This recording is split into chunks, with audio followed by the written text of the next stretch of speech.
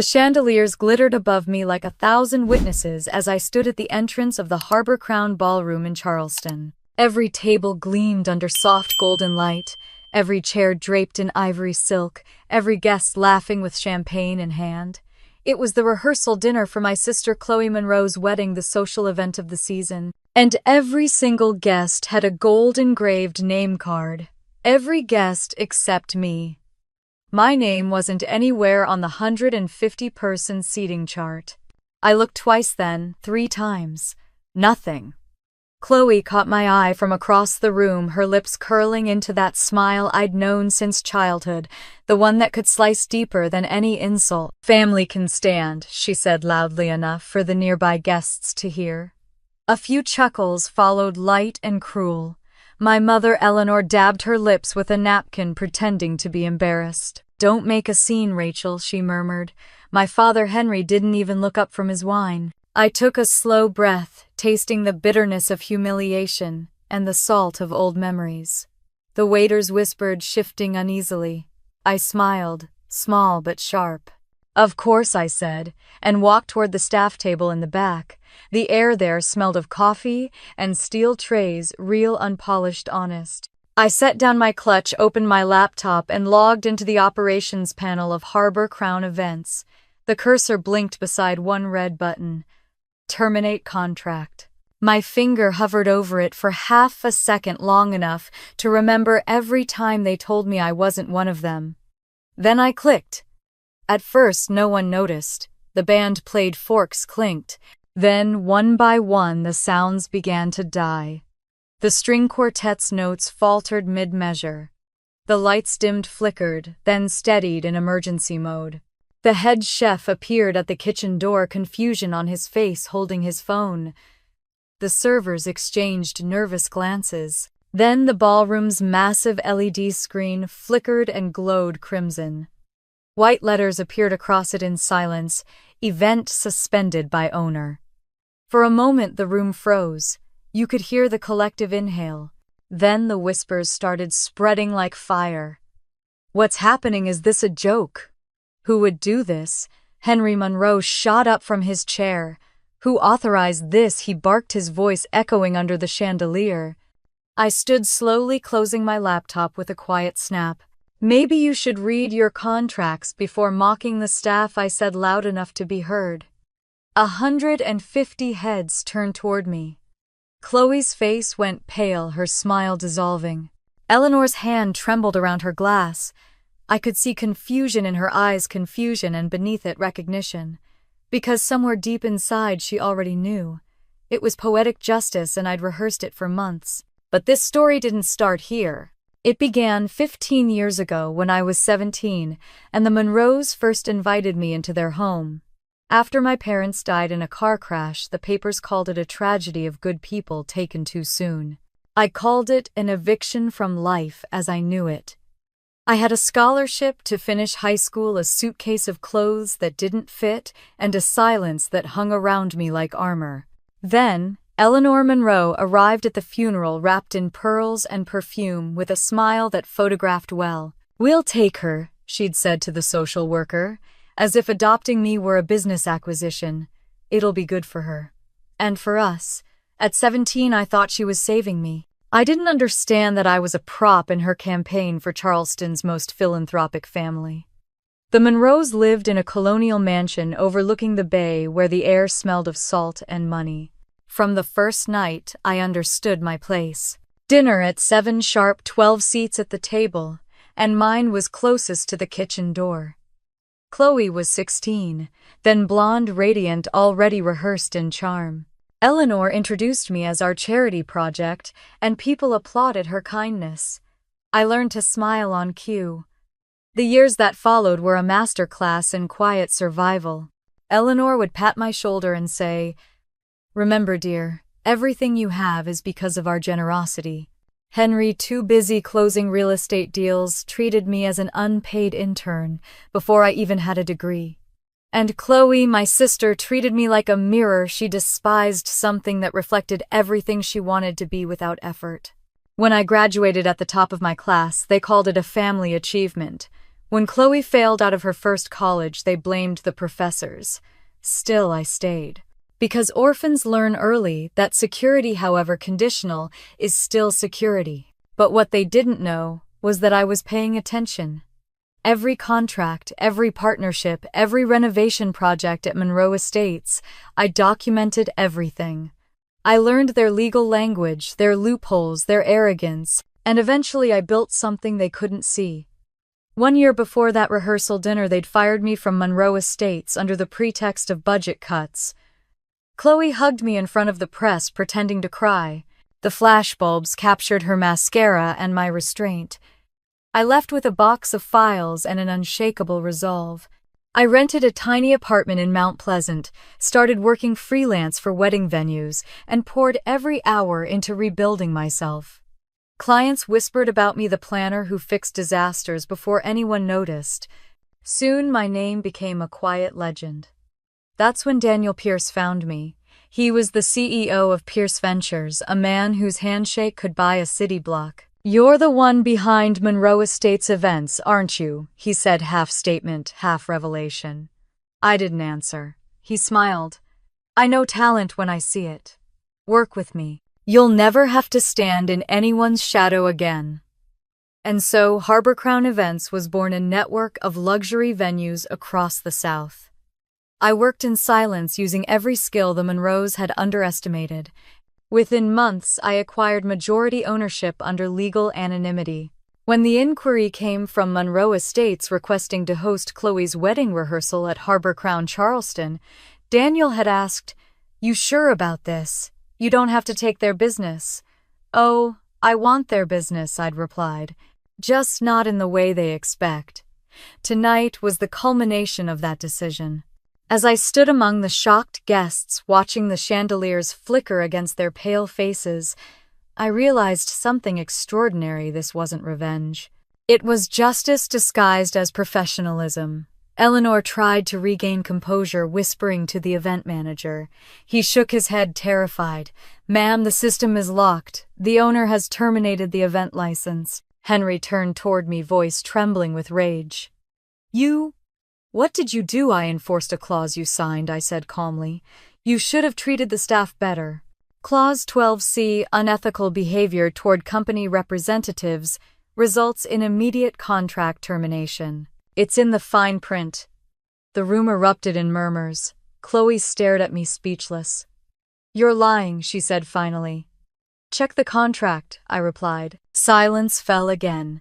As Lydia Cross, my attorney, stepped forward from the doorway with a folder in her hand. She'd been there all along, blending with the staff, observing. "Everything was recorded," she said evenly. "Clause executed at 8:15 p.m., following verbal abuse toward service personnel. The owner acted within her rights." Henry's face drained of color. Eleanor sank into her chair, Chloe's eyes filled with disbelief. I picked up my laptop and walked toward the exit, heels clicking against the marble. The guests parted for me, as if instinctively recognizing the shift of power. At the door, I turned back. "Don't worry," I said softly. "Tomorrow's ceremony will go on. Just not here." Then I left the ballroom, filled with whispers, cameras, and the faint hum of justice echoing in crystal light. In the parking lot, the Charleston night wrapped around me, warm, steady, forgiving. I sat in my car for a moment, breathing in the quiet. My phone buzzed. It was Lydia. "Everything's clean," she said.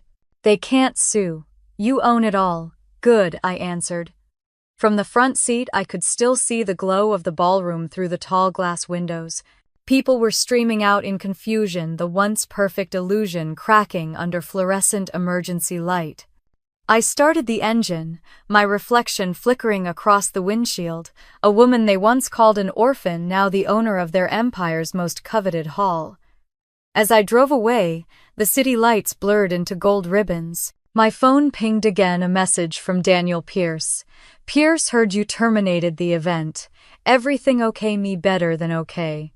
It's poetic justice, Daniel, and it's only the beginning." The night stretched ahead, open and endless. And for the first time in 15 years, I felt no weight on my shoulders, no fear of being erased. Because I had learned one truth: the most powerful revenge isn't loud. It's silent, legal, and perfectly timed. As I drove away from the ballroom that night, the reflection of its fading lights followed me across the bay, reminding me that every ending is really just the beginning of the story that started 15 years ago. The morning after the rehearsal dinner, Charleston's air smelled of rain and magnolia. I stood by my apartment window, coffee in hand, watching the first light shimmer over the harbor. My phone buzzed with messages from journalists asking for comments. I ignored every one of them. There was no need to explain anything.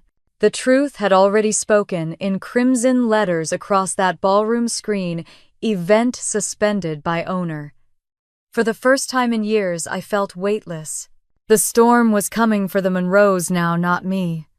Still, as I stared out at the bay, memories began to pull me back to the beginning, to the night I first walked into their world. I was 17 when Eleanor Monroe took me in. The day I arrived at their mansion, the air smelled of white lilies and wealth. The marble foyer gleamed a chandelier hanging so low it almost brushed the top of my head. "You'll stay in the East Wing," Eleanor said briskly. "We've cleared a room for you." Her smile didn't reach her eyes. "And Rachel, dear, be sure to be grateful. Not many girls in your situation get a second chance."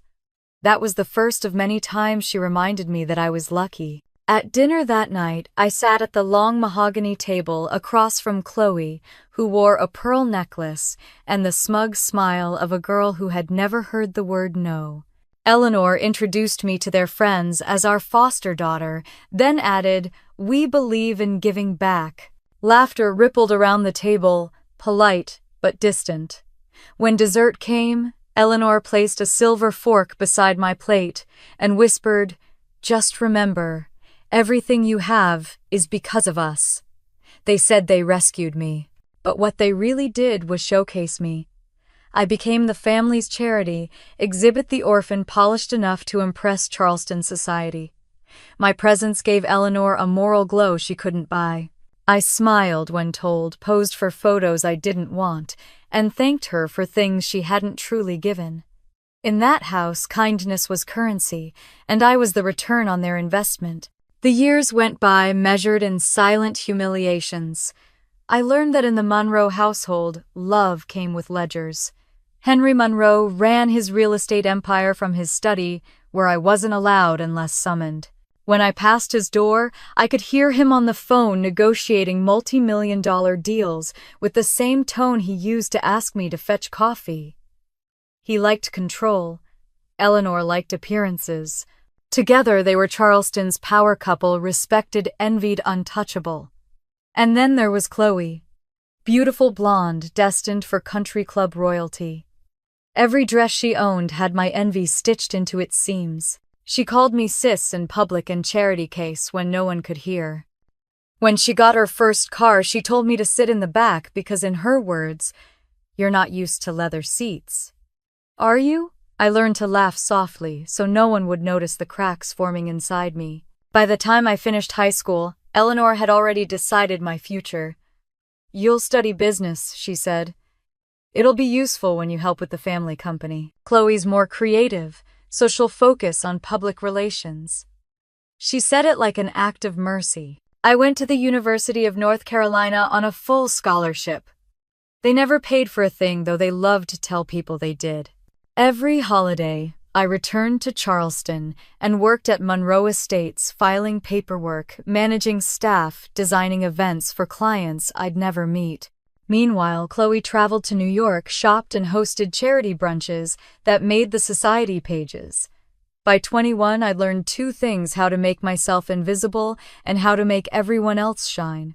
Chloe once leaned into my doorway late at night, holding a glass of wine and a careless grin. "You know, Rachel, you're perfect the way you are. Smart enough to be useful, quiet enough to stay out of the spotlight." She tapped her glass against mine like a toast. "Here's to knowing your place." I smiled because I had to. But inside something shifted, a slow, quiet rebellion. After graduation, I joined Monroe Estates full-time. They made me assistant project manager, though I did the work of an executive. I oversaw budgets, organized acquisitions, and created presentation decks that Chloe later presented to the board.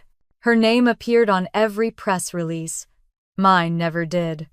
When clients praised her vision, I stood in the corner taking notes. When she stumbled over numbers she didn't understand, Eleanor stepped in to say Rachel prepared everything. She's our little genius. The word little stung more than the rest. The company thrived on my labor, and Chloe basked in the spotlight I built for her. I remember one night in particular. We were preparing a proposal for a resort expansion.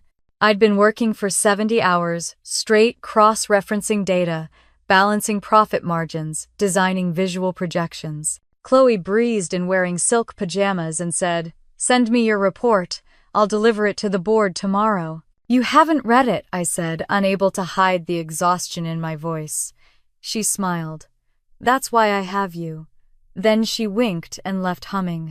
The next morning, the Charleston Business Journal ran the headline, "Chloe Monroe Secures Landmark Expansion for Family Empire." There was a photo of her shaking hands with investors. I was in the background, blurred carrying folders. That was the day I learned the difference between gratitude and servitude. Even when I tried to assert myself, Eleanor would tighten the leash. "Don't forget, dear," she'd say, "with that pearl-wrapped smile our family gave you everything. A roof, an education, a name. What they gave me was a lifetime supply of invisibility." Still, I stayed quiet, taking mental notes. I learned how deals were structured, where the legal gray areas hid how contracts could bend truth without breaking it. I became their shadow strategist, and in my silence, I built power. Charleston society adored them. They hosted charity balls, fundraisers, and the annual Monroe Gala at the Harbor Crown Ballroom, the same venue they later rented for Chloe's wedding rehearsal. Every event looked perfect on the surface, pearls, champagne, speeches about legacy. But behind the curtain, I was the one ensuring everything ran flawlessly. At every gala, Eleanor would introduce Chloe as our future. I was introduced as the young woman who helps with the details. People nodded politely. Details weren't worth remembering. One night after another exhausting event, I walked home alone through the oak-lined streets. The moonlight hit the old cobblestones, and I thought about the irony. I'd built their reputation, yet had none of my own. When I got home, I stood before the mirror and said aloud for the first time, "If they won't give me a seat at the table, I'll build the table myself." That vow became the blueprint of my life. It began small, saving money from freelance event contracts, taking side projects that the Monroes didn't notice. I read every book on business law I could find. I attended night classes on corporate structuring, learning about offshore holdings and equity partnerships. By 26, I was managing private events for CEOs, politicians, and venture capitalists. They called me the Invisible Architect. I liked the title. It was during one of those events that I met Daniel Pierce, a name that would later change everything. But that's another chapter. Back then, I still lived in the Monroe Mansion's shadow. I'd wake up every day thinking of how to escape it, but without losing my dignity. Because orphans don't crave revenge, they crave justice wrapped in self-respect. The Charleston Gazette once wrote an article about Eleanor titled "The Pearl of the South." It praised her generosity for taking in a foster child. I cut it out, folded it carefully, and wrote on the margin, "Pearls look beautiful until you realize they're built from irritation." Now, years later, standing in my own apartment, overlooking the harbor, I looked at that old clipping pinned on my wall. The ink had faded, but my handwriting still burned through it. My phone buzzed a message from Lydia, my lawyer. Contract termination processed. Monroe Estates attempting to contact PR. "All clean on your end." I texted back one line. "Let them talk. The truth doesn't need PR." Outside, the rain began to fall, soft and steady.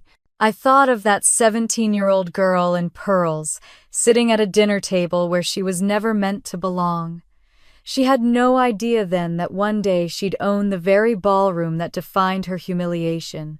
As thunder rolled across the bay, I whispered to the storm, "That was their charity. This is my justice." That night, as the rain tapped against my window and the city lights blurred into gold, I made myself a quiet promise. If the Monroes ever tried to erase me again, I would make sure the world remembered my name through the empire I built from their shadows. The day they fired me from Monroe Estates was almost beautiful. The sun poured through the glass atrium, turning every surface into gold. Cameras flashed as Chloe wrapped her arm around me, crocodile tears glistening in her eyes. "We still love you like family," she said sweetly for the reporters. The word family caught in my throat like smoke. I smiled for the pictures box in hand, pretending this was a graceful exit instead of an execution. When the elevator doors closed behind me, I exhaled for the first time in years. The reflection staring back was calm, steady, but burning. Outside, Charleston's streets shimmered in late summer heat, and I realized I was free, but broke, alone and invisible. Freedom felt a lot like falling. I rented a small studio apartment above a bakery in Mount Pleasant. The walls smelled faintly of cinnamon and the ceiling leaked when it rained. I didn't care. I needed silence more than comfort. By day, I worked freelance for small wedding venues, fixing last-minute disasters no one else could handle. By night, I studied contracts and business law until my eyes blurred. Word spread quietly. "If your event's falling apart, call Rachel Monroe." No one knew who I really was. I stopped using my last name, publicly shortened it to Rachel M. Within months, clients whispered about me like a ghost that appeared when chaos broke out. I started to rebuild brick by invisible brick. At first, the jobs were small birthday dinners, engagement parties, but they grew. Savannah Hilton Head Miami. Every time a wealthy client shook my hand and said, "You saved us," I smiled, thinking how many times I'd saved the Monroes without credit. One evening, I was supervising a beachside gala when a man in a tailored gray suit watched me from across the room. I didn't recognize him until he introduced himself. "Daniel Pierce," he said, extending his hand, "CEO of Pierce Ventures." The name rang a bell. He was the quiet kind of billionaire, the kind who didn't need to prove it. "You're the one who kept that fundraiser from imploding," he said. "You handle chaos like a strategist, not a planner." I shrugged. "You learn a lot about strategy when no one lets you speak." He studied me for a long moment. "You used to work for Monroe Estates, didn't you?" I froze. He smiled just slightly. "Don't worry, I'm not judging. I know the difference between talent and a family name. You were the talent." That night, we talked over black coffee until the catering staff packed up. He told me about his company Pierce Ventures, an investment firm that bought underperforming properties and turned them into gold. "I acquire," he said, "and you apparently create." He offered me a deal. "You handle the design and execution of the events for our new properties. I'll give you creative control and a partnership stake if you're good." I looked at him across the table. "What's the catch?" "Only one," he said. "You stay invisible. My company gets the credit, you get the control, until you're ready to stand in the light." That was how Harbor Crown Events was born, a silent collaboration disguised under the umbrella of Pierce Ventures. Daniel handled the public face. I built the empire behind it. For the first time, I had capital, power, and protection. I moved fast. Using shell companies registered in Delaware, I began buying stakes in venues that the Monroes once worked with. Palmetto Gardens, Magnolia Hall, and finally the jewel of Charleston Harbor, Crown Ballroom. Each acquisition was executed cleanly, quietly, legally. The Monroes never noticed. They assumed Pierce Ventures was just another investor, never realizing I was the one orchestrating the purchases. Every signature brought me closer to owning the spaces where they'd once flaunted their power. Daniel didn't ask questions he didn't want answers to. "Why these venues?" he asked once. "Because they symbolize everything I was denied," I said. He leaned back in his chair. "You're not buying property, Rachel. You're buying justice." "Same thing," I said. Within a year, Harbor Crown Events managed half of Charleston's most prestigious venues. Behind the corporate names and legal documents, I held 51% ownership. Daniel owned the rest. It was the perfect balance. He got the credit, I got the control. Then came the idea of Option 12. It started with a story Daniel told me one night over bourbon. There was this case in New York, he said. A client insulted the staff at a luxury hotel. The contract had an ethics clause. The hotel terminated everything, no refund. Ironclad. I smiled slowly. So words can cost millions if written right. He grinned. Exactly. Why? Because I'm going to write one. With Lydia Cross, my lawyer and now closest ally, we drafted a clause that would later make history. Option 12. A single paragraph buried deep in every Harbor Crown contract. Any client who engages in unethical or defamatory behavior toward company representatives or staff forfeits all contractual rights and payments without refund.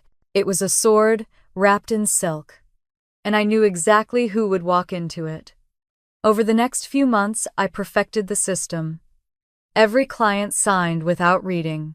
Most never imagined their own arrogance could trigger a disaster. But arrogance was predictable, especially among the elite. Meanwhile, Harbor Crown Events flourished. Daniel and I expanded into Miami and Atlanta, attracting celebrity clients. Every event, every review, every quiet success strengthened the brand that bore his logo, but carried my fingerprints. Late one evening, Daniel called me to his office. "You've done it," he said, handing me a file. Monroe Estates just submitted a booking request. I blinked. For what he smirked. A wedding rehearsal. Harbor Crown Charleston. I stared at the contract, the venue I owned. The same ballroom where Eleanor had once introduced me as their charity case. Daniel's tone softened. "You don't have to take it." "Oh, I'm taking it," I said. "In fact, I'll give them a discount." He raised an eyebrow. "You're sure?" I nodded. "Call it a family rate." That night I sat in my apartment, the glow from the harbor lights painting the walls gold. I opened the booking proposal and added one more detail, a revised version of Option 12, now labeled Clause 12C.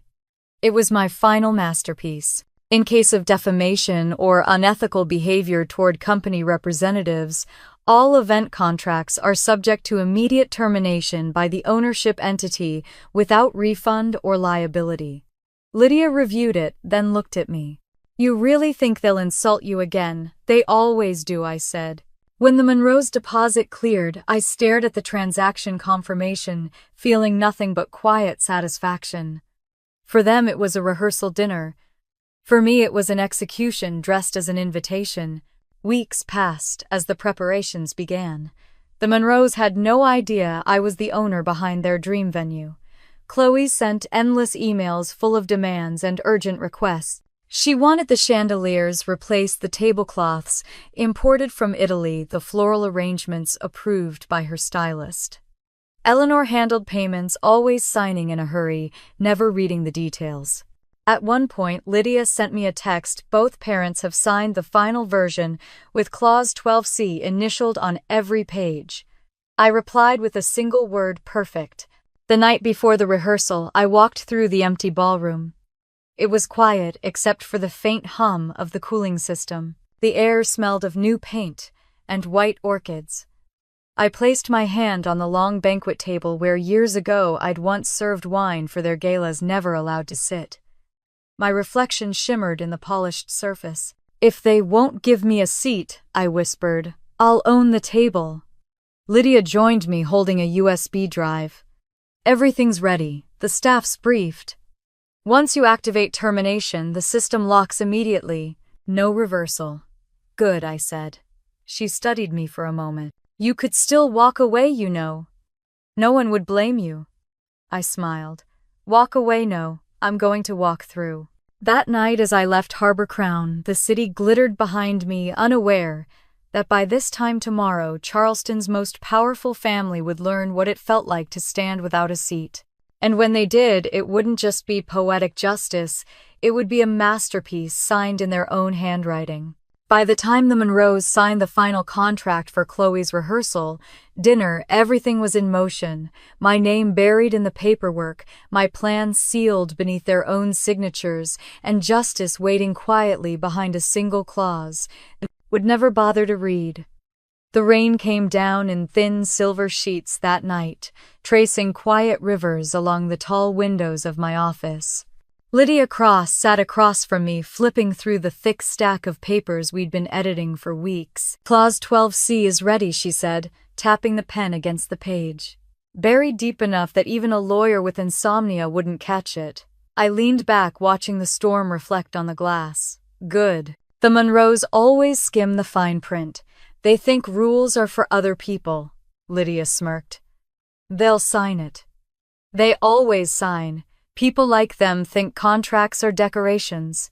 I took the final copy, flipping to the back where the clause waited like a sleeping serpent. The sentence gleamed under the desk light. In case of defamation or unethical behavior toward company representatives or staff, all event contracts are subject to immediate termination by the ownership entity without refund or liability. It was perfect, sharp, clean, and legally bulletproof. By morning, the storm had cleared. The Monroe's driver pulled up in front of Harbor Crown for the first site inspection. I watched them through the security cameras from my office upstairs. Eleanor emerged first, pearls immaculate, followed by Chloe, who looked like a magazine cover brought to life. They didn't see me, of course. To them, I was just another consultant from Pierce Ventures. When I finally stepped into the ballroom, Eleanor's face lit up with polite surprise. Rachel, dear, how unexpected to see you here. I smiled, measured and calm. Pierce Ventures requested my oversight on major events. Harbor Crown is one of our premier venues. Chloe's eyes glittered with amusement. How poetic, she said. You're still working in events. I guess you found your level. I didn't flinch. Someone has to make sure everything runs perfectly. Henry joined us a moment later, clapping his hands together. Let's get this moving. Senator Hargrove's family expects perfection, and we intend to deliver it. Of course, I said smoothly. Perfection is our specialty. As they walked the room, I signaled to Lydia, who was dressed in a sharp black suit and introduced as the venue's legal coordinator. She began taking notes, documenting every comment. Eleanor was all sweetness until the discussion turned to cost. Now I see here the premium floral arrangement is $30,000, she said. That seems excessive, Lydia replied. It includes custom import logistics and security for delivery. The cost is standard. Henry waved dismissively. We'll handle that with our own vendors. Your staff can adapt. Lydia looked to me. Per company policy, all contracted vendors must meet ethical and conduct guidelines. Henry laughed, a low, disdainful sound. Ethical guidelines. We'll treat your people however we see fit. We're the clients. I met Lydia's eyes and gave a small nod. She wrote something in the margin of her notes. One-word violation. When the meeting ended, Chloe lingered behind, as if savoring the power imbalance. I'll be honest, she said, walking toward me. I didn't think I'd see you again after Dad let you go. But look at you still orbiting around us. Some things never change. Some things evolve, I replied. She tilted her head. Oh, you mean like harboring resentment? How's that working out for you? I smiled faintly. You'll see soon enough. Later that night, Lydia and I sat in my office reviewing the notes. That's it, she said. You have verbal proof of their attitude towards staff. If they step out of line again, we can legally trigger Clause 12C. I poured 2 glasses of wine. Let's drink to anticipation. Lydia raised her glass, and to poetic justice. As the days passed, the Monroes' arrogance bloomed like a fungus. Chloe micromanaged every detail of the wedding rehearsal. She demanded the chandeliers be lowered because she wanted better lighting for the Instagram photos. She berated florists, called caterers incompetent, and once told a cleaning staff member, "Don't touch the bride's space with your peasant hands." Every incident was recorded, cataloged, time-stamped. Patience, Lydia reminded me. You can't trigger it until the behavior crosses the threshold publicly. Oh, it will, I said. They always need an audience. A week before the rehearsal, Daniel Pierce invited me to dinner. We met at a quiet restaurant overlooking the harbor. Word around town is that the Monroes are back in high society's good graces, he said, cutting into his steak. The wedding of the decade, they're calling it. I sipped my wine. The decade's about to get interesting. He gave me that sharp, knowing look of his. You've set the trap. Option 12, I confirmed. He chuckled softly. You know I once thought revenge was noisy. You're proving it's surgical, I smiled. Surgery saves lives, or ends infections. When I returned home that night, I opened my laptop and reviewed the documents again. Eleanor and Henry had both signed every page, their initials scrawled neatly at the bottom corner of Clause 12C. They had no idea they were handing me their own noose. The following afternoon, during a budget meeting, Eleanor called me to update the payment schedule. She sat across the table in the ballroom's private lounge, scrolling through her phone. I trust you've made those revisions, she said. Of course I replied, sliding the document across. It was the updated agreement with Clause 12C highlighted in invisible ink for Lydia's verification. Without looking, Eleanor took the pen and signed each page. Henry will sign these later, she said. He's busy. Lydia's voice was calm. Please initial on every page, Mrs. Monroe, for standard compliance. Eleanor sighed, irritated. Fine. You people and your bureaucracy. Click, click, click. Each signature another nail. When she finished, she pushed the folder back to me. Happy now, ecstatic, I said. Outside, the sky began to dim. Lydia closed her laptop. You realize, she said softly, this means you can end the entire event with one keystroke. That's the point, I replied. Justice should be simple. 2 nights before the rehearsal, I walked through the ballroom alone. The air smelled of lilies and polish. The chandeliers hung heavy like silent witnesses. I ran my fingers along the edge of the long banquet table, the one I wasn't allowed to sit at 15 years ago. A young technician looked up from adjusting the lighting and smiled. Everything's ready, Miss Monroe. Good, I said. Tomorrow make sure the backup systems are on my signal. Yes, ma'am. When he left, Lydia appeared in the doorway holding a small USB drive. The recordings, the contracts, the staff statements, it's all here. I turned the drive in my hand, feeling its weight. One click and everything changes. She studied me. Are you nervous? I looked around the ballroom that once symbolized everything I could never have. No, I said quietly. I'm ready. We stood there in silence for a moment. The storm outside had begun again, soft thunder rolling over the bay. I remembered Eleanor's voice, sharp as glass. Don't make a scene, Rachel. This time I wouldn't need to. The scene would make itself. Lydia touched my arm lightly. You deserve this. I nodded. Tomorrow night, when they tell me I don't belong, we'll remind them who built this empire. When she left, I sat alone, beneath the chandeliers, watching the rain trace faint patterns across the glass walls. Each drop felt like a countdown. I whispered to the empty room. For 15 years you taught me I wasn't family. Tomorrow you'll learn what family really means. Outside, the lightning flashed over Charleston Bay, illuminating the Harbor Crown sign for just a heartbeat. The words gleamed bright against the dark sky, my name hidden beneath them, silent, waiting, inevitable. By the time the final preparations were complete and the chandeliers gleamed above the ballroom like waiting witnesses, I knew the stage was set, not just for Chloe's perfect rehearsal dinner, but for the moment 15 years of silence would finally find its voice. The morning of the rehearsal arrived, draped in gold sunlight, Charleston calm and unsuspecting. From the terrace of my apartment, I could see the spire of St. John's Church piercing the sky, the same skyline I had stared at as a child when I dreamed of belonging somewhere. The difference now was simple. This city finally belonged to me, even if no one knew it yet. At 7 sharp, Lydia arrived with 2 coffees and a tablet under her arm. Everything's confirmed, she said. The systems are synced to your laptop. Once you hit execute, there's no undo button. I took a sip of the coffee, strong and dark. There shouldn't be. She hesitated. You could still cancel, Rachel. Walk away clean. No one would ever know. I looked out toward the harbor where the sunlight danced across the water. They spent 15 years pretending I didn't exist. Today isn't about revenge. It's about recognition. Lydia studied me for a moment, then nodded. Then let's make sure they remember. By noon, the Harbor Crown Ballroom transformed into a cathedral of luxury. Every surface glittered gold-trimmed tableware, cascading orchids, linen from Florence. Chloe's vision of perfection had been executed with precision. The irony wasn't lost on me. She was walking into the stage I had built to destroy her illusion.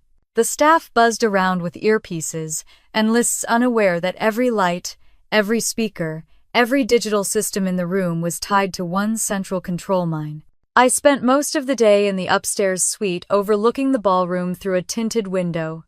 Lydia sat beside me, laptop open, checking every feed. The rehearsals ran smoothly. Laughter echoed, glasses clinked, photographers snapped pictures of Charleston's most anticipated wedding. Chloe floated across the room in a designer dress worth more than the average car. She directed everyone with the grace of a queen giving orders to her court. Eleanor trailed behind her, radiant in her pearls, while Henry barked at staff to move faster. Lydia turned her screen toward me. They've insulted 3 employees already, she said. The florist, the caterer, and 1 poor lighting technician. I glanced down. Chloe was waving her manicured hand at the chef. Is this gluten-free? I told you. I don't eat anything that makes me puffy. The chef flustered, stammered an apology. Eleanor stepped in with her rehearsed laugh. Don't mind her, she's just nervous. Brides can be so temperamental. The guests around them laughed, unaware, or perhaps unconcerned, that they were watching cruelty disguised as charm. Lydia whispered, You could trigger it now. No one would blame you. Not yet, I said softly. They haven't earned the silence. At 5 o'clock, the rehearsal dinner began. The chandeliers glowed like captured stars, and the guests arrived in waves: senators, socialites, investors, and family friends, dressed in silk and arrogance. The band started playing, champagne poured freely, and photographers took their places. I walked down from the suite, blending into the staff. No one looked twice. My hair was pinned in a simple bun, and I wore a plain black suit, the kind that makes people look past you. I wanted to be invisible one last time, just long enough to witness the truth. As I reached the main floor, Chloe's voice cut through the music. Oh, Rachel, you came, she said, loud enough to make the nearby guests turn. How thoughtful. We could use someone to help refill the wine. A few chuckles rippled through the room. Henry glanced at me over his glass. Don't make this awkward, Rachel. It's a happy occasion.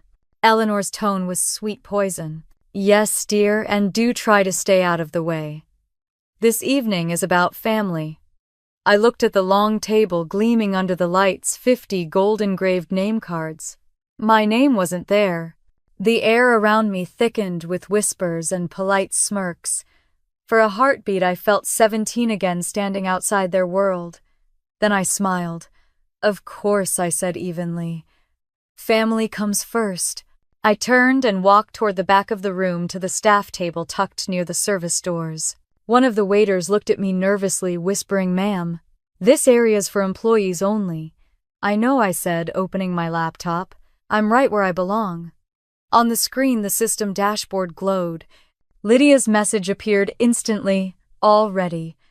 Signal when you're certain. I typed back. Now. In the corner of the ballroom, the lights flickered, once barely noticeable. The band faltered mid-note. A hum rippled through the speakers, then silence. Guests looked around confused. A few laughed awkwardly. Henry snapped at the stage crew. What's going on?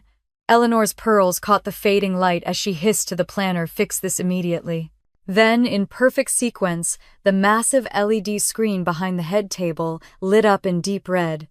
Words began to appear across it, one line at a time, event suspended by owner. A gasp rippled through the crowd. Chloe's voice rose high-pitched and frantic. Who did this? Turn it off. I stood, laptop closed, my reflection visible in the screen's glow. Lydia's voice came through my earpiece, calm and certain. Clause 12C executed. Every account frozen. Every vendor contract void. Henry shouted, "Who owns this damn place?" I stepped forward, the sound of my heels echoing through the stunned silence. "I do." Every head turned. For the first time in my life, they all looked at me. Not past me, not through me, at me. Eleanor's face drained of color.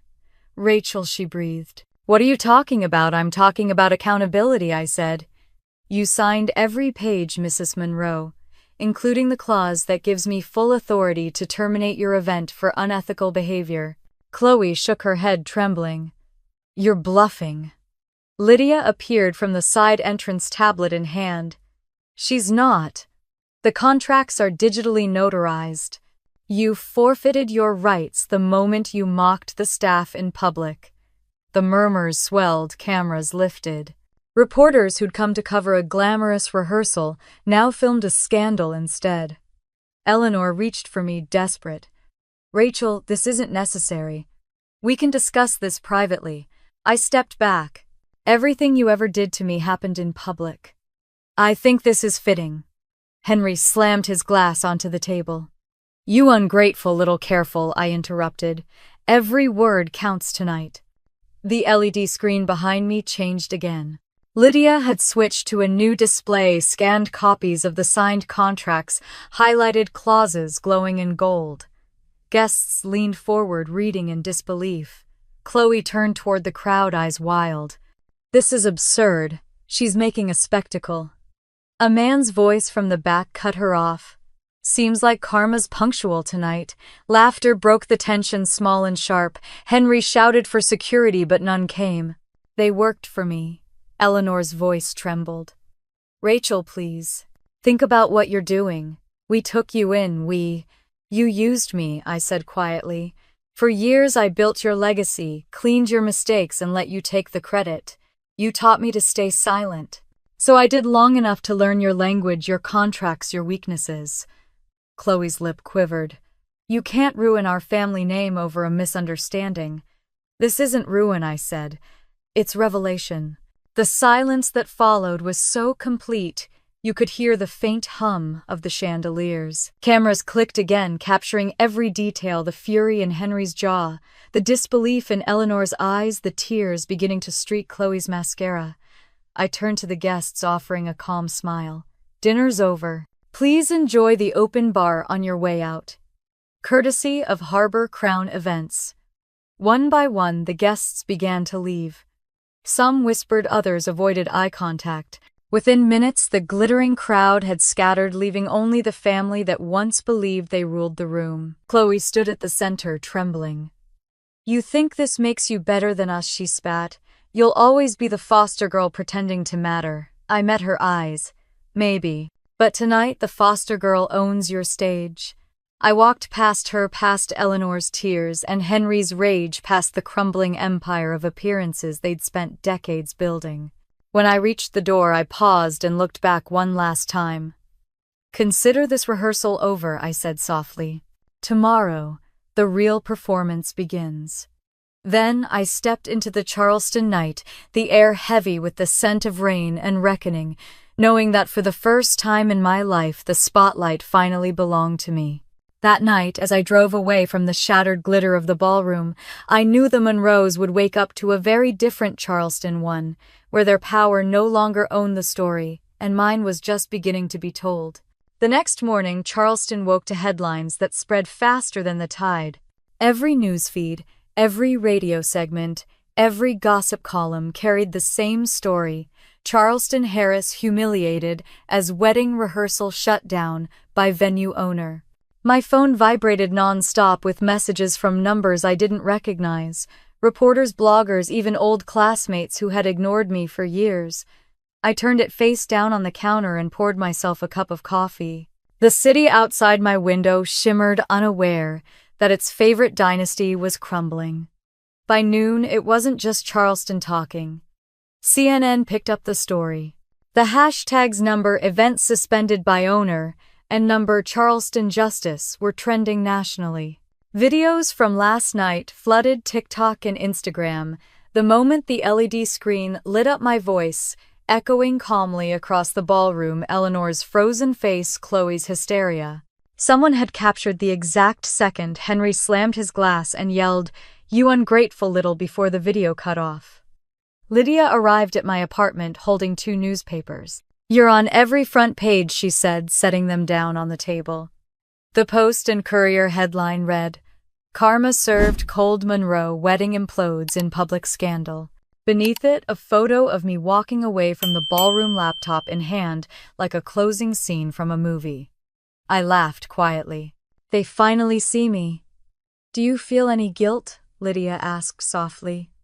I took a sip of coffee. "Not guilt, relief." She nodded. "Well, enjoy it. Because it's just starting. The Monroes are panicking." That afternoon, Henry called Pierce Venture's office demanding to speak to Daniel. He didn't realize the line was recorded. Lydia and I listened as he shouted, "You'll regret ever working with that girl. I'll ruin her reputation before she ruins ours." Daniel's voice remained calm. "Mr.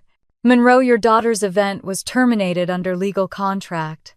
Harbor Crown operates independently, and our team acted within its rights. You should review the paperwork before making accusations." Henry's reply was venomous. "She's just a foster rat with a lucky break."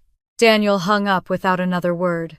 Then he forwarded the recording to me with one sentence. "He's giving you all the rope you need." By evening, the Monroe PR team had released a statement calling the incident a misunderstanding. They blamed a technical glitch and insisted the wedding would proceed as planned, but the public didn't buy it. Screenshots of the signed contract surfaced online. An anonymous source, Lydia, of course, leaked excerpts of Clause 12C. "Unethical behavior toward staff" was the phrase that made headlines. Comment sections exploded. "Imagine being so rude you get legally cancelled," one user wrote. "Charleston's real Cinderella," another said. "Except this time she owns the castle." That night I turned on the TV for the first time in months. A panel of business analysts discussed the case on a financial news segment. "This sets a precedent," one said. "Ethics clauses are standard in corporate law but rarely enforced in hospitality." "Whoever wrote this contract, that would be me," I murmured. Lydia grinned from the couch. "You just redefined poetic justice." Still, part of me stayed quiet inside. The noise outside was loud praise, gossip, speculation, but in the silence between headlines I felt the weight of years pressing against me. Revenge is rarely about destruction, it's about acknowledgement. And acknowledgement was finally mine. 2 days later, Henry held a press conference in the Monroe Estates boardroom. The footage streamed live. He looked older, angrier, his tie crooked, his face flushed. "Our family has always upheld the highest standards of professionalism," he declared. "This smear campaign orchestrated by a disgruntled former employee is beneath us." The journalists weren't convinced. One asked, "Mr. Monroe, is it true your daughter verbally abused Harbor Crown staff?" Henry's jaw tightened. "We will not dignify gossip." Another voice cut in, "Can you confirm that your company signed the ethics clause?" His expression faltered. That contract was manipulated. Within minutes, the video went viral. Number "Lying Henry" trended before sunset. Daniel called me that night. "They're digging their own grave," he said. "Good," I replied. "Let them do the heavy lifting." By the third day, Monroe Estates stock had dropped 20%. 2 major investors withdrew. Their charity sponsors postponed events. The banks began reviewing their credit lines. It was happening faster than I'd imagined. Lydia met me at Harbor Crown, standing under the same chandelier that had witnessed everything. "It's poetic," she said. "They spent decades humiliating you in this city, and now Charleston is watching them drown." I looked around the ballroom, polished, quiet, calm. "This place used to make me feel small," I said. "Now it feels clean." That afternoon I received an email from Daniel marked urgent. It was a video attachment. The security footage from that night, my entire confrontation with the Monroes, had been uploaded to YouTube by an anonymous account. Within 6 hours, it had 5 million views. At first, I panicked. "We didn't release this," I told Lydia. She smiled knowingly. "Maybe someone who worked the event did. Maybe Karma just found its own marketing team." The comments were brutal. "This is the definition of class revenge. She didn't even raise her voice, that's power. If you ever doubt a woman's patience, remember this story." I should have felt triumphant. Instead, I felt quiet, still, like something had ended. The next morning, I went for a walk along the bay. The air smelled of salt and jasmine. Across the street, I saw people sitting in a cafe scrolling through their phones. My face flashed on one of their screens and I heard someone say, "That's her, the one who shut down the wedding." For a moment I stood frozen. The city that once ignored me now recognized me everywhere I went. And that recognition came with weight. Later, Daniel called again. "Rachel, this is getting big. Every news outlet wants an interview. You could use this momentum to expand Harbor Crown nationwide." I hesitated. "Is that what you do?" he chuckled. "If I were you, I'd trademark my name before someone else does." That night, Lydia came over with takeout and a bottle of wine. We sat on the balcony watching lightning flicker far off over the water. "They'll try to sue you," she said. "They can't," I replied. "They'd have to admit the clause was valid." "True," she said, "but they'll still try. Men like Henry never lose quietly." I leaned back in my chair. "Then he'll learn what silence feels like." The wind shifted cool and sweet. For the first time, I felt something close to peace. The next morning, I woke to another alert, this time from Forbes. The headline read, "The Foster Daughter Who Outsmarted an Empire." Beneath it was a picture of me standing under the Harbor Crown sign, sunlight pouring over the glass. The caption said, "Rachel Monroe, owner of Harbor Crown Events, redefines power and ethics in the corporate South." I stared at it for a long time. Not out of pride, but disbelief. I'd spent half my life fighting to be seen. Now the world was staring. Lydia called, laughing. "You're trending again." Number Harbor Crown Justice has 20 million views. "I didn't do it for them," I said softly. "I know," she replied.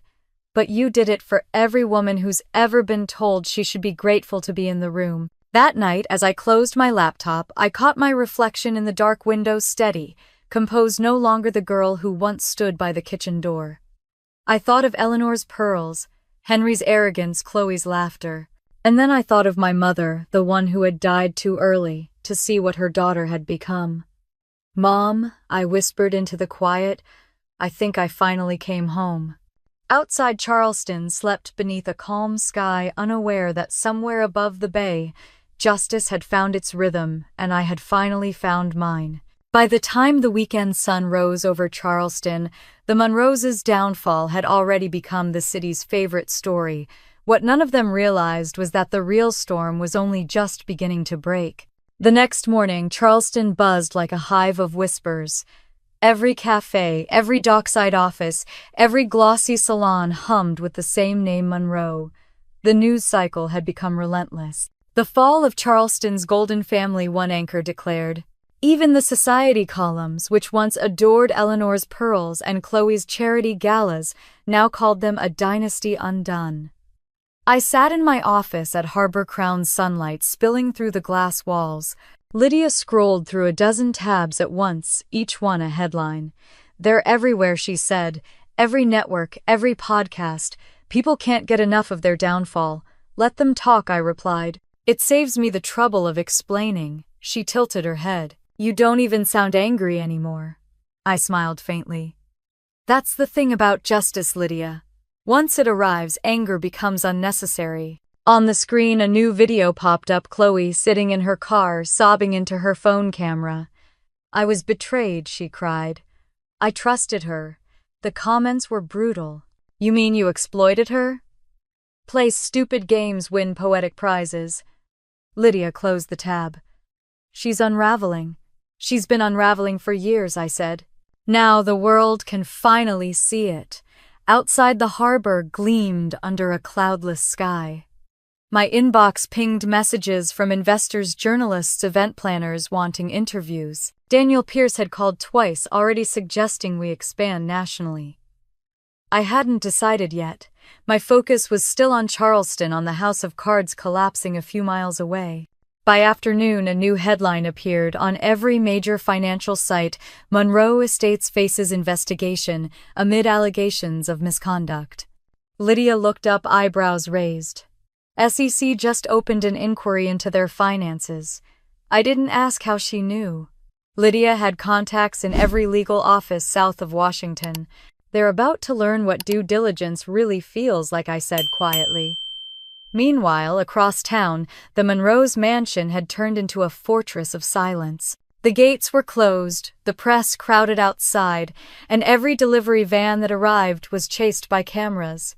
Eleanor stopped answering calls. Henry hid behind his lawyers.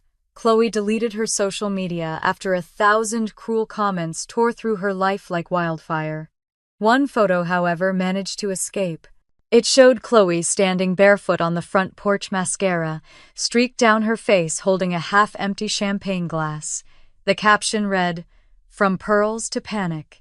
Lydia turned her screen toward me. "That one's going viral." I stared at the photo for a long moment, then closed my laptop. "Enough. Enough," she repeated. "I've seen what I needed to see." She leaned back in her chair.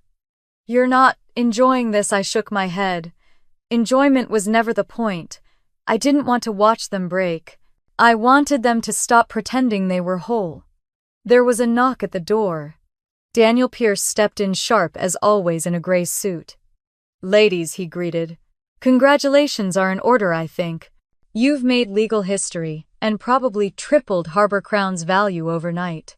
"I didn't do it for the market," I said. He smiled. "Maybe not, but the market loves a woman who rewrites the rules." He handed me a folder.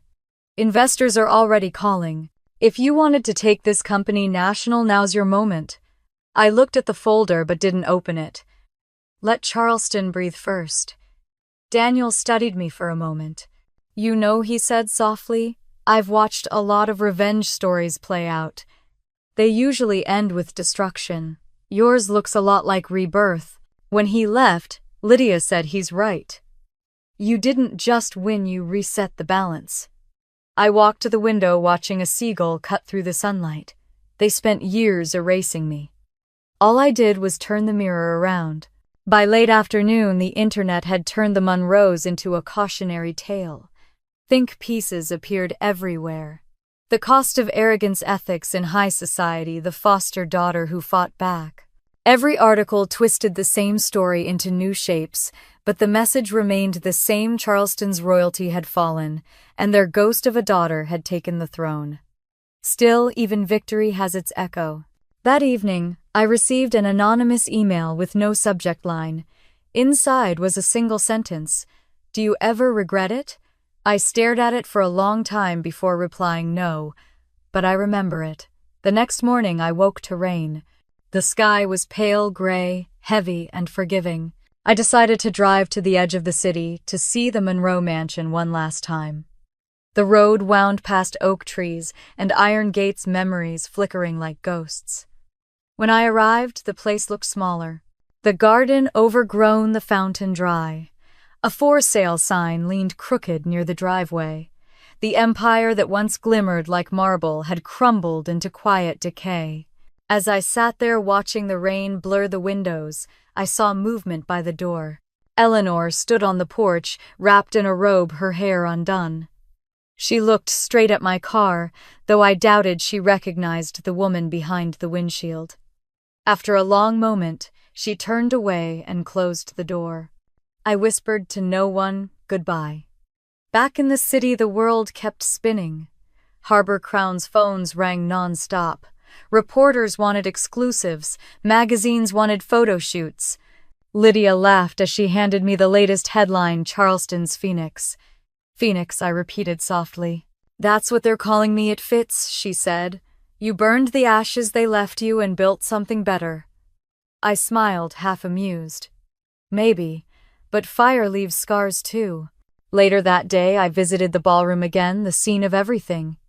It was quiet now, cleaned, restored, the chandeliers glowing faintly in the afternoon light.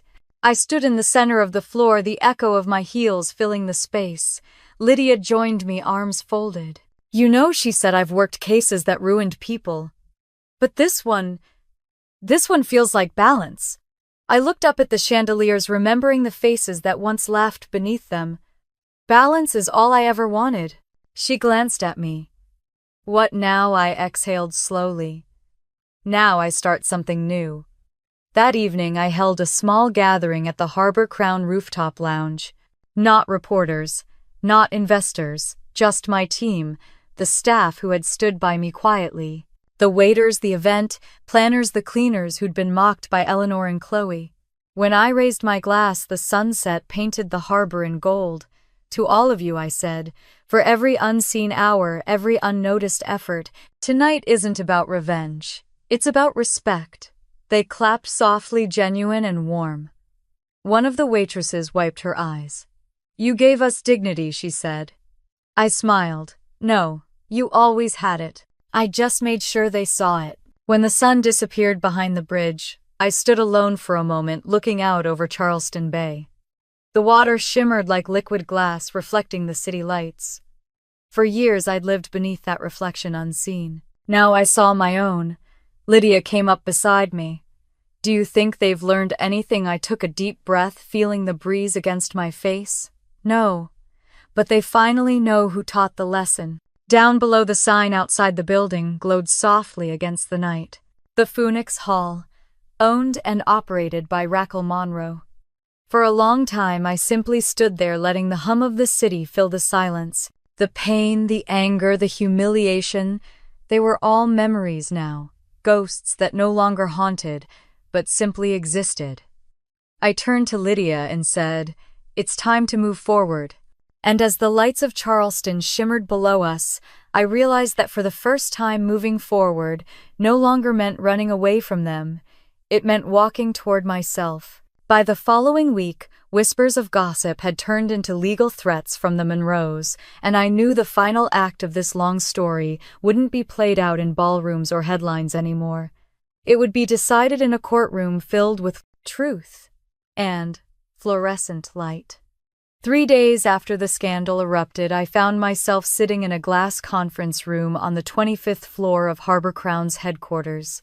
The air smelled faintly of ink and rain. Lydia spread out a series of folders across the table, each labeled in neat handwriting: contracts, assets, legal proceedings, option 12. "This is it," she said. "The Monroes are demanding arbitration. They filed a preliminary complaint claiming sabotage and defamation." Daniel Pierce leaned against the window, calm as ever. "Classic panic move," he said. "They're trying to shift the narrative before the investigation buries them." I looked down at the papers in front of me. The signatures, Eleanor's loops, Henry's sharp angles, Chloe's careless scribbles stared back like ghosts. "Let them try," I said. "They've forgotten something important. The law remembers what people choose to forget." Lydia slid a page toward me. "You're sure you want this hearing public?" "Yes," I said, without hesitation. "They humiliated me in front of hundreds of people. They can face their truth the same way." Daniel smiled faintly. "Public justice.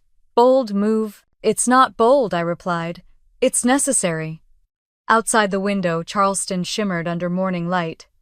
The headlines had only grown more intense. "Monroe Empire under investigation. Former foster-daughter files legal response." Commentators debated whether I was a hero or a ruthless strategist. Some called me the architect of justice. Others said I'd destroyed a family. But the truth was simpler. I had documented what they had built on lies. The hearing was set for Friday at the Charleston Civic Legal Center, an open forum reserved for corporate disputes that drew public attention. Reporters would fill the benches, cameras would flash, and the Monroes would stand under fluorescent light with no ballroom to hide behind. On the morning of the hearing, Lydia met me outside the courthouse steps. Her dark suit was immaculate, her hair tied back in a clean knot. "You ready?" she asked. I adjusted the cuff of my blazer. "I've been ready for 15 years. Inside, the air was thick with whispers and perfume. The Monroes sat at the opposite table, Henry rigid with anger, Eleanor pale, but composed, Chloe avoiding eye contact. The cameras clicked like metronomes. The presiding mediator, a woman with steel-gray hair and calm eyes, called the room to order. This is a civil arbitration between Monroe Estates and Harbor Crown Events, represented by Miss Rachel Monroe. Eleanor's lawyer rose first, his voice practiced and pompous. My clients contend that the termination of their event was executed with malicious intent and constitutes reputational sabotage. Lydia waited for him to finish, then stood. Your clients breached a legally binding ethics clause, Clause 12C, signed and initialed by all parties. The contract clearly states that abusive or unethical behavior towards staff grants the venue full rights to terminate service without refund. The mediator glanced at the screen behind her where the document appeared in projection. Each signature glowed under the magnified display. Eleanor's lawyer sputtered, "We were unaware of this clause." Lydia raised an eyebrow. "Ignorance of the fine print doesn't make it disappear." A ripple of laughter moved through the spectators. Henry slammed his fist on the table. "We gave you everything you were, nothing without us." I turned to face him calmly. "You didn't give me anything. You leased me pity at interest." The mediator rapped her gavel lightly. "Mr. Monroe, control yourself." The hearing continued. Lydia displayed timestamps, email chains, recordings of staff testimonies, proof of every insult, every documented moment of cruelty. Each revelation struck like a quiet hammer. Chloe stared at the screen, her mascara already smudging. Finally, the mediator turned to me. "Miss Monroe, would you like to make a statement?" I stood slowly, the room watching. For 15 years, I was the quiet one, the helper. The orphan they polished to look like generosity. Every dinner, every meeting, every headline was built on my work. They told me I wasn't family, just charity.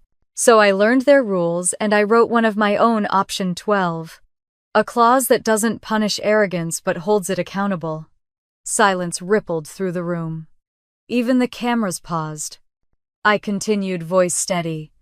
What happened at the rehearsal dinner wasn't revenge. It was enforcement. They insulted my staff, publicly called them unimportant. I terminated the event because every person deserves respect, not because I wanted to hurt them. But they made the choice for me the moment they opened their mouths. The mediator nodded slowly. "Thank you, Miss Monroe." Henry's lawyer looked defeated. "We request leniency given the family's legacy." "Legacy?" Lydia interrupted. "Legacy doesn't excuse abuse." When the decision was announced, it was swift and final. The panel ruled in favor of Harbor Crown Events. The Monroes' claims were dismissed with prejudice and damages were denied.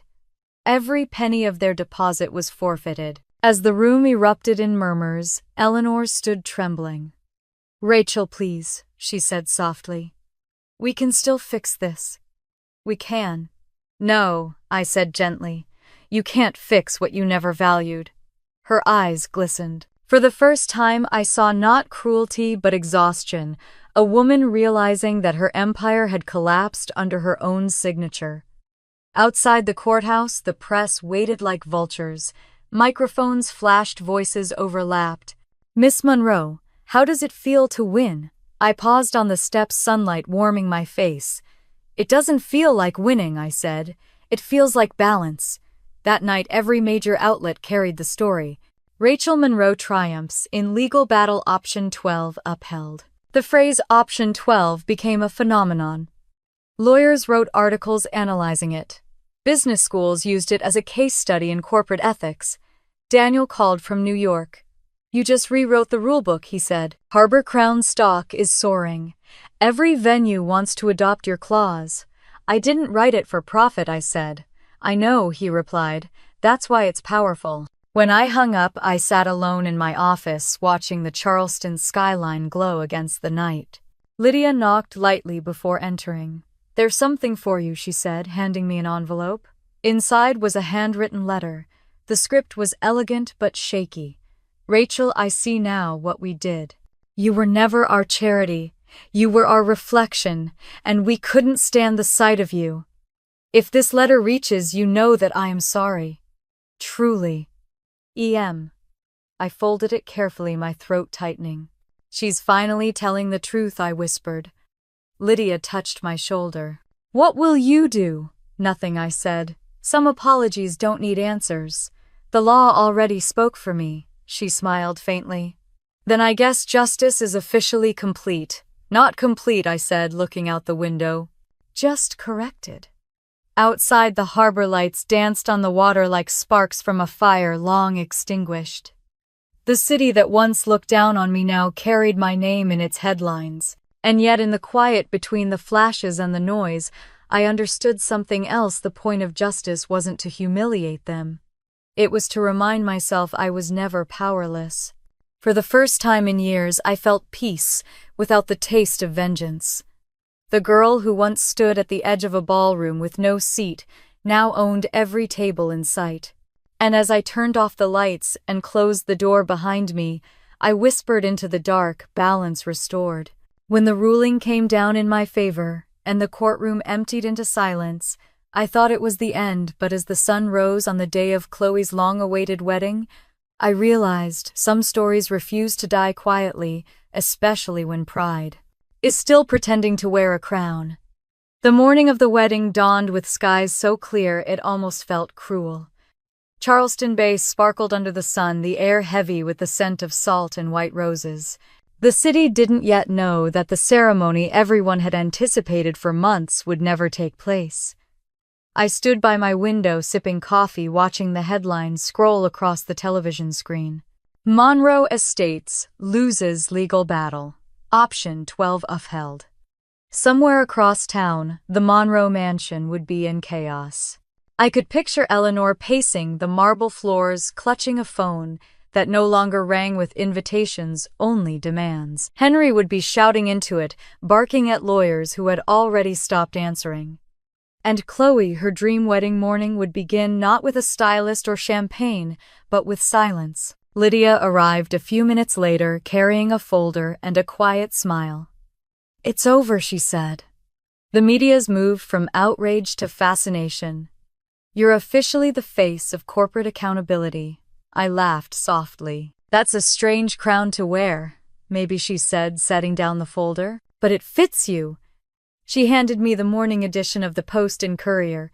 The front page showed a split image: on one side the Harbor Crown ballroom in golden light, on the other the Monroe mansion draped in shadows. The headline read, "From heiress to defendant, the collapse of Charleston's royal family." Poetic, I murmured. Fitting, Lydia replied. At 9 o'clock my phone buzzed. Daniel's name flashed on the screen. You're not going to believe this, he said when I answered. They're still going through with the ceremony. Smaller, private, at the old church near the river. I almost choked on my coffee. After everything, they're desperate, Daniel said. Chloe thinks marrying Senator Hargrove's son will save what's left of their reputation. They've hired new vendors overnight. I stared at the window, the sunlight blindingly bright. Desperation never saved anyone. It only delays the truth. By mid-morning, reporters had already gathered near the church, waiting for a glimpse of the fallen princess trying to resurrect her story. I didn't plan to attend, but fate had other ideas.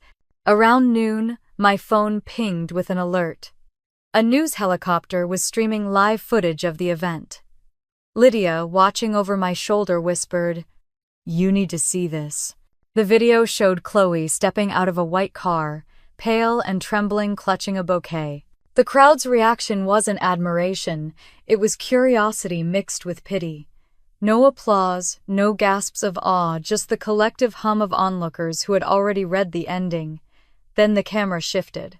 Henry was arguing with a man in a black suit, apparently the new officiant. Eleanor tried to smile for the cameras, but her composure cracked when she noticed the protesters across the street holding signs that read, "Respect isn't charity, an option. 12 equals justice." Lydia muttered, "Looks like Charleston picked a side." I turned off the feed. Watching their ruin no longer brought satisfaction. It felt like looking at the ruins of a house I had once lived in, a place that had hurt me but also shaped me. Let's get some air, I said. We drove down to the harbor, past the old cobblestone streets that had seen too many versions of me, lost, angry, invisible, reborn. The water shimmered beneath the bridge, the same color as the dress I wore the night I clicked terminate contract. At the pier, I stood quietly, the breeze tugging at my hair. I used to think victory would feel louder, I said. Lydia folded her arms. Silence is louder when it's earned. We stayed there for a while, listening to the waves.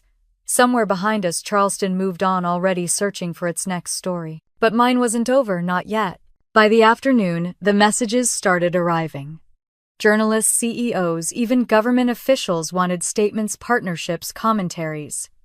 The mayor's office invited me to speak at a city ethics forum. Daniel texted, "You're the talk of Wall Street. Everyone wants the woman who outsmarted the Monroes." I responded simply, "Let them wait." That evening, I received an unexpected call. The number was unfamiliar, but the voice was unmistakable. Rachel Eleanor said quietly. For a moment, I said nothing. Her tone wasn't sharp or rehearsed, it was fragile. "What do you want, Mrs. Monroe? I wanted to see you," she said. "Just once. I know you don't owe me that, but please." Lydia, listening from across the room, mouthed, "Don't." But something inside me shifted. Maybe curiosity. Maybe closure. "Where?" I asked. "Here. At the house. Tonight." When I arrived, the mansion was unrecognizable. The garden lights were dim, the fountain dry, the driveway littered with fallen magnolia petals. Eleanor met me at the door wearing a simple sweater, her pearls gone. The grand foyer smelled of dust instead of roses. "Henry's gone to meet with the lawyers," she said. "Chloe's upstairs packing. She and Thomas broke off the engagement." I nodded but didn't speak.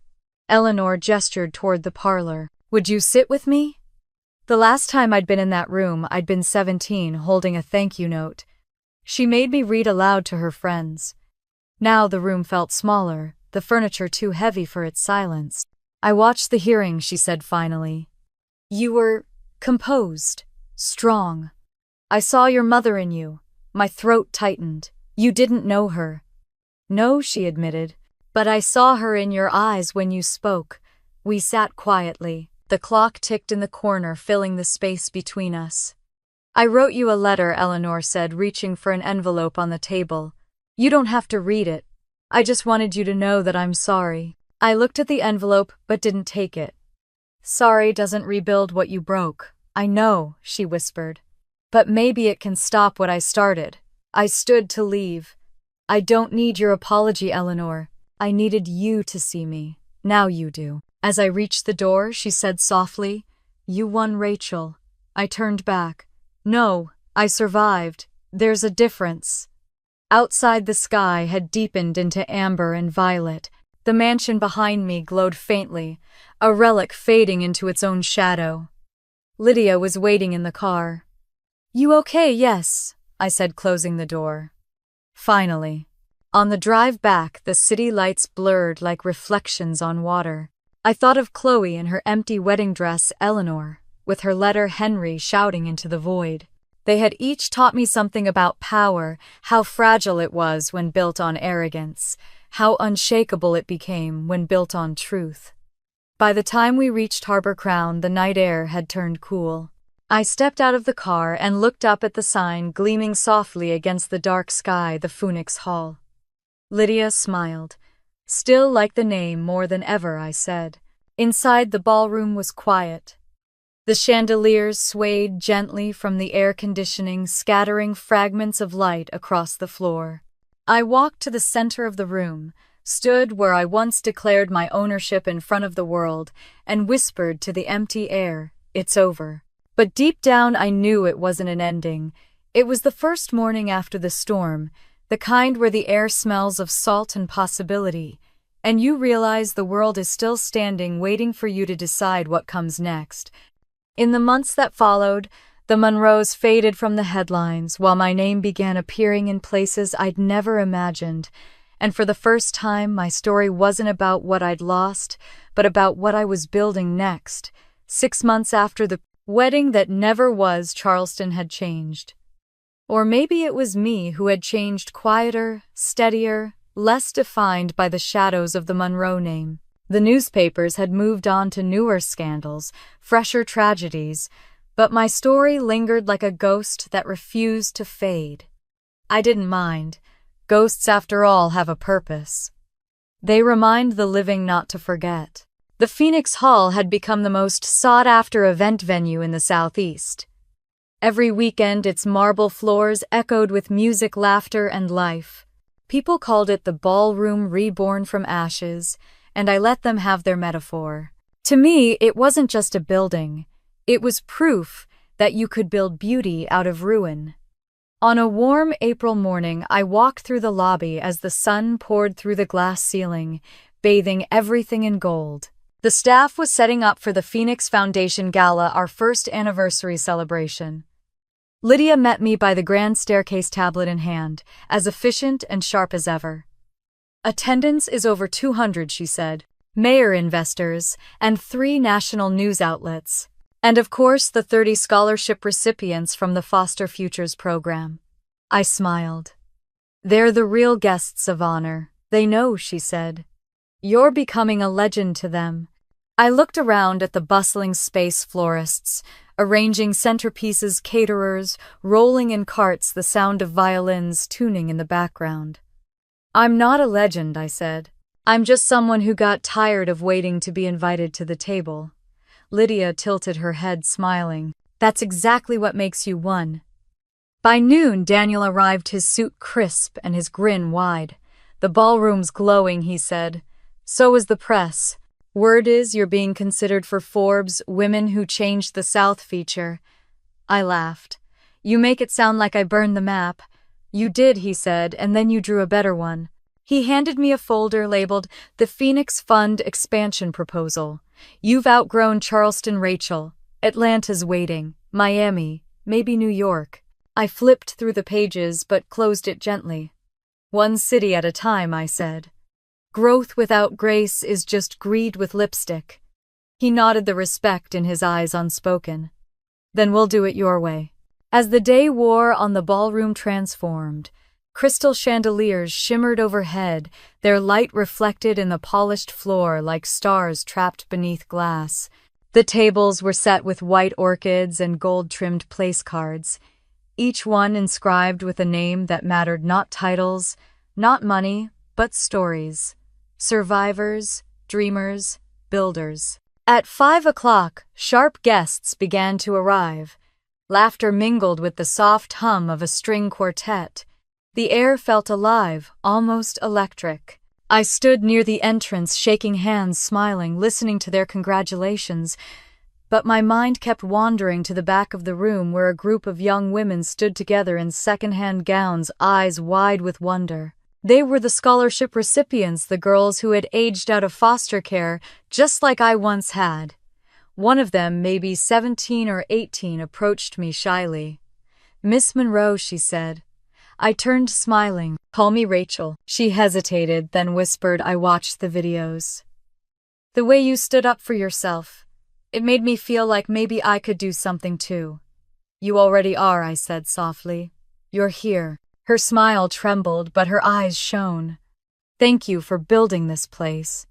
I looked around at the glowing chandeliers, the flowers, the people dancing in the distance. "It built me too," I said. The speeches began as the evening deepened. Daniel took the stage first, talking about transformation and leadership. Lydia followed, speaking about integrity in business. Then the spotlight shifted to me. As I stepped onto the stage, the crowd quieted. The microphone felt warm under my fingertips. "Thank you all for being here tonight," I began. "1 year ago, this hall was a symbol of arrogance. Now it's a symbol of resilience. Every beam, every stone, every chandelier tells a story of renewal." I paused, letting the silence settle. I was once told I didn't deserve a seat at the table. So I built a table big enough for everyone. And tonight it's full of people who believed, who worked, who refused to disappear. The applause rose like a wave. I could see tears glinting in the audience. Lydia smiled from the front row, proud and still. Daniel raised his glass. When the noise subsided, I added quietly, "Success built on compassion lasts longer than success built on pride." The Phoenix Foundation isn't just about me, it's about proving that broken things can still become beautiful again. The room stood as one. Cameras flashed, glasses clinked, and for a moment the air felt thick with gratitude. Later that night, after the last guest had left and the music faded into the walls, I walked alone through the empty hall. The scent of orchids lingered in the air. The moonlight poured through the glass ceiling, casting silver patterns on the floor. I thought of the girl I used to be, the one who stood at the back of a ballroom holding a tray of drinks she wasn't allowed to taste. I thought of Eleanor's voice telling me to smile, Henry's dismissive laughter, Chloe's perfect grin. Then I thought of Lydia, Daniel, the girls from Foster Futures, and the sound of 200 people clapping for a woman who once had nothing. My phone buzzed. A message from Daniel: "You did it. The world's watching."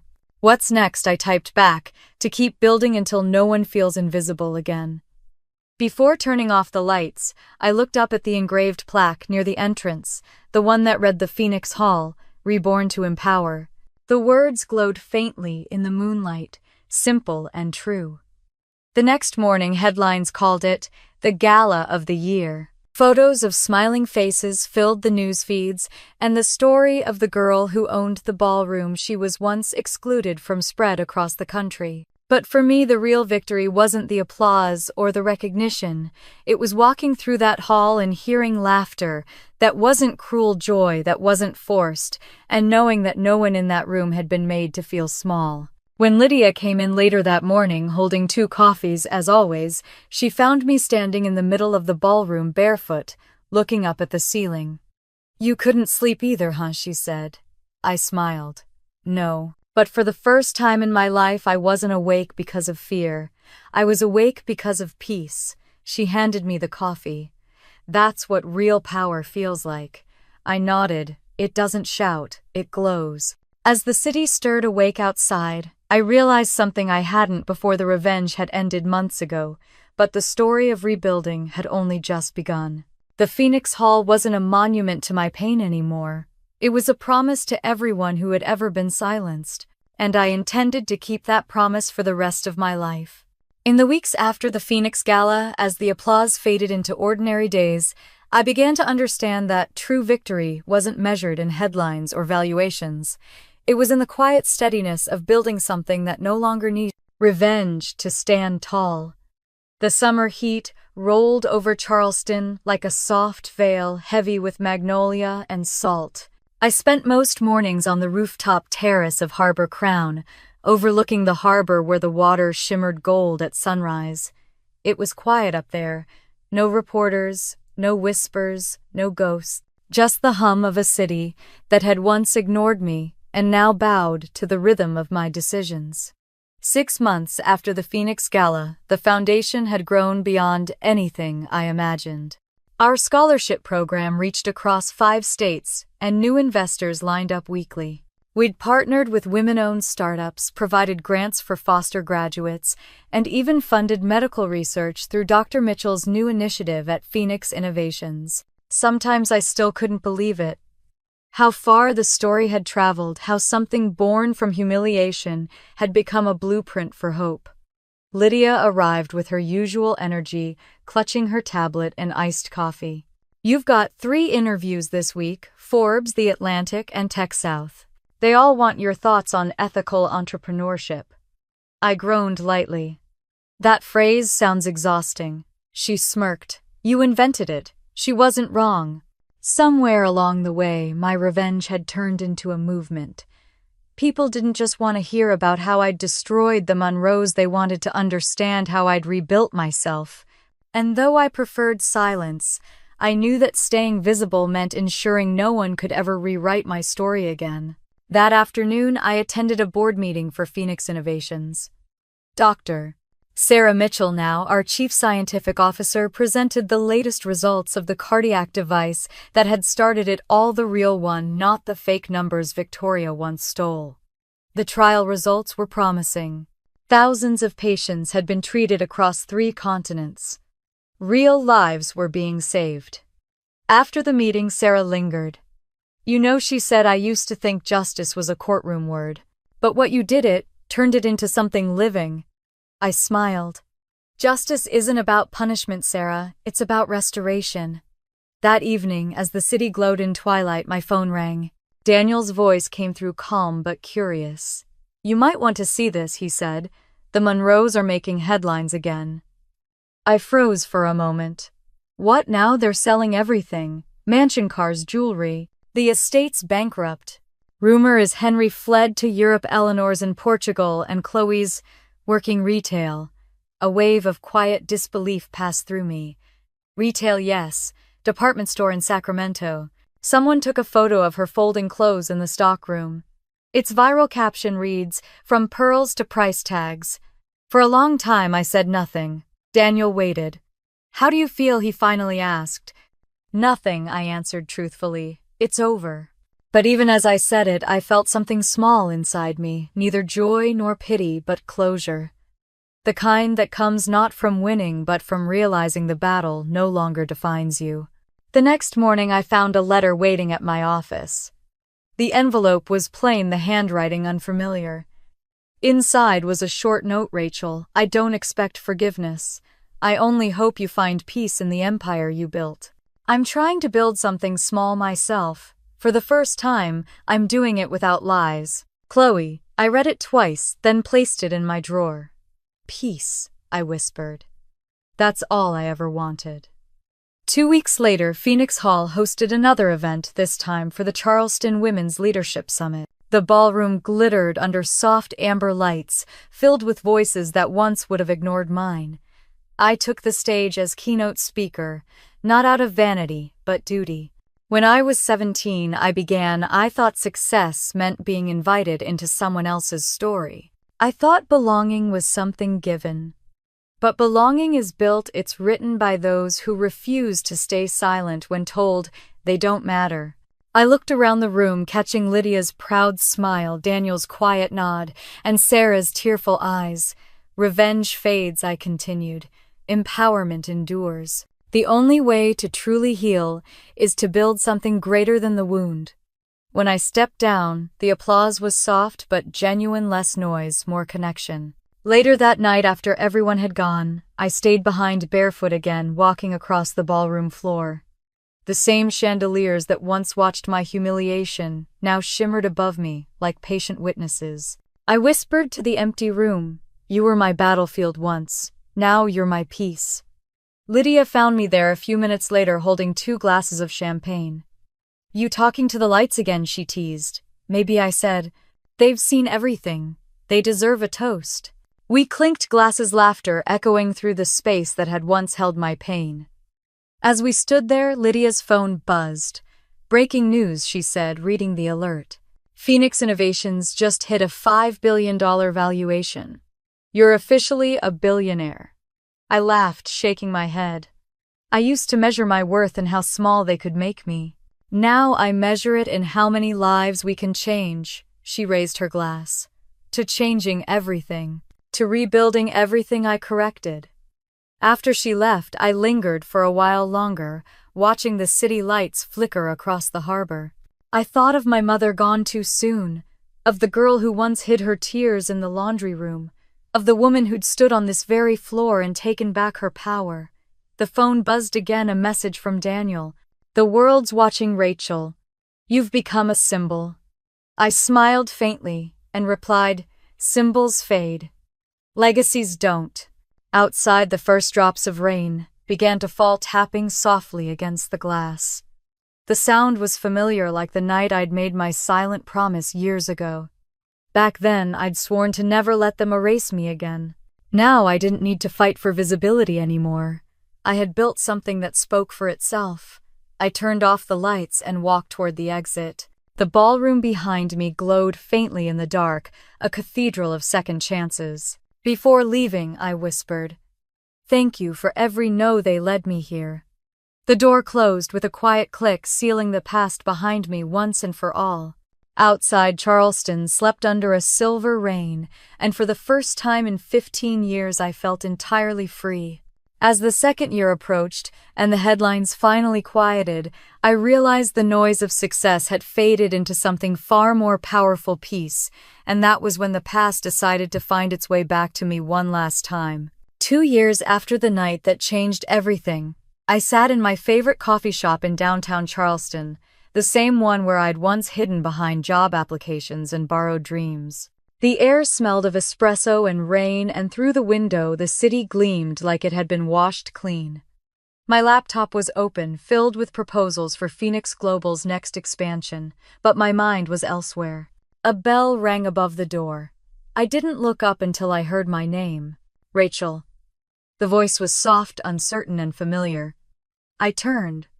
Chloe stood there holding a paper cup, her hair tied back, wearing a simple blue blouse and jeans. She looked smaller, not in stature, but in spirit, like someone learning how to live again. For a moment, neither of us spoke. Then she approached the table, hesitating. "Do you mind if I sit?" I gestured to the chair across from me. "Go ahead." She sat carefully, as if afraid the chair might reject her. Her hands trembled slightly around the cup. "I didn't think you'd agree to see me." "I didn't," I said. "But here you are." She nodded, swallowing hard. "I heard you were in town." "I've been working nearby. At the department store." A flicker of embarrassment crossed her face. "Yes, it's honest work. I'm learning what that feels like." I studied her for a moment. The arrogance was gone. The sparkle, too. What remained was something raw but real. "That's good," I said softly. "Honesty's a solid foundation. I built mine from it." She took a shaky breath. "I'm sorry, Rachel. For all of it. For letting them treat you the way they did. For taking what wasn't mine. I know I can't fix it, but I needed you to hear me say it." I looked down at my coffee, then back at her. "You already said it once in your letter." "I know. But writing it isn't the same as facing you." For a long moment I didn't respond. The rain tapped gently against the glass, and the cafe hummed with the soft sounds of morning. Finally I said, "I forgive you, Chloe." She looked startled. "You do, yes. But forgiveness isn't a door back into my life. It's just the way I keep moving forward." She nodded slowly, tears gathering in her eyes. "I understand." I reached across the table, resting my hand over hers briefly. We both grew up in a house that taught us love was conditional. We were bound by the same sickness, just on different sides of it. Her tears spilled over. "I wish I'd seen that sooner." "Maybe we both needed time," I said. She wiped her cheeks and gave a small, trembling smile. "You've built something incredible, Rachel. You turned pain into power." I shook my head. "Not power, purpose." She stood, smoothing her blouse. "I won't bother you again. I just wanted to say thank you for not destroying me completely." "You destroyed yourself," I said gently. "I just stopped helping you hide it." She gave a sad smile. "That sounds fair." Then she left, and the bell above the door chimed again. For a while I sat there in silence. The rain eased, and a thin beam of sunlight stretched across the floor, landing on my open laptop. The next chapter of my life waited there, blank but ready. Later that afternoon I walked along the harbor. The water shimmered under a pale blue sky, and the wind carried the sound of laughter from the nearby pier. Children ran along the boardwalk, their joy untamed and bright. For the first time in years, I didn't feel haunted by the past. I felt anchored by the present. Lydia called as I reached the end of the pier. "Still coming to New York next week?" "Yes," I said. "We're signing the Phoenix Global Partnership with Apex Ventures on Tuesday." "You realize that makes you one of the most influential entrepreneurs in the country?" I smiled. "Labels never mattered, Lydia. The work does." "Well," she said with warmth in her voice, "you've done the work. And then some." After we hung up, I sat on a bench overlooking the bay. The water lapped quietly against the dock, and I thought about the long road that had brought me here, from the orphan with a borrowed dress to the woman who owned the ballroom that once shut her out. Every decision, every heartbreak, every ounce of patience had led to this calm. I pulled a small notebook from my bag, the same one I'd carried for years. Inside, I'd written a line that guided me through every storm. "Your worth isn't determined by their acceptance. I traced the words with my fingers, smiling. That night I returned to Phoenix Hall for a private event. The ballroom glowed softly empty, except for a single table set in the center. On it sat 50 engraved place cards, one for each student we had helped through the foundation. The next morning, they would fill this room not as guests of charity, but as equals in a future they had built themselves. As I walked across the floor, my heels echoed against the marble, a sound that once reminded me of fear, but now spoke only of strength. I stopped beneath the grand chandelier and looked up. The light refracted through the crystals, scattering tiny rainbows across the walls. I took a deep breath and whispered, "We made it." For a moment I thought of Eleanor and Henry somewhere far away, clinging to memories of a past that no longer existed. I thought of Chloe learning humility one day at a time. And I thought of my mother, her laugh, her warmth, the faith she had left behind in me. "Thank you," I said quietly. "For the pain, for the lessons, for the fire that forced me to rise." The doors opened behind me, and Lydia's voice called out, "You ready for the next chapter, boss?" I turned, smiling. "I've been ready for a long time." We stood together for a moment, the lights reflecting in her eyes. Then she said, "You know, people online still call you the girl who shut down her sister's wedding. Maybe it's time they hear the full story." "Maybe," I said. "Or maybe the story isn't about revenge anymore. Maybe it's about rebirth." She laughed softly. "Still poetic after all this time." "It's hard not to be," I replied, "when you've watched your own ashes turn into something beautiful." I looked around the ballroom one last time before heading to the exit. The air felt lighter, the room brighter, as if even the walls understood that their story had come full circle. Outside, Charleston shimmered beneath the stars, alive and endless. I slipped into my car, rolled down the window, and let the warm night air fill my lungs. As I drove away, the city lights blurred into streaks of gold behind me. For the first time, there was no plan, no agenda, no next move, just peace. The kind that comes when you've finally learned that you don't need to win to be free. And if you've ever been told you don't belong, if you've ever been made to feel small, remember this: build your own table. Sit at it proudly. And never let anyone convince you that your silence is worth more than your truth. Because someday when the lights come back on and the room is finally yours, you'll understand what I did. Revenge may spark the fire, but resilience keeps it burning. If my story made you feel something, share it with someone who needs to remember their worth. Leave a comment, tell me where you're watching from.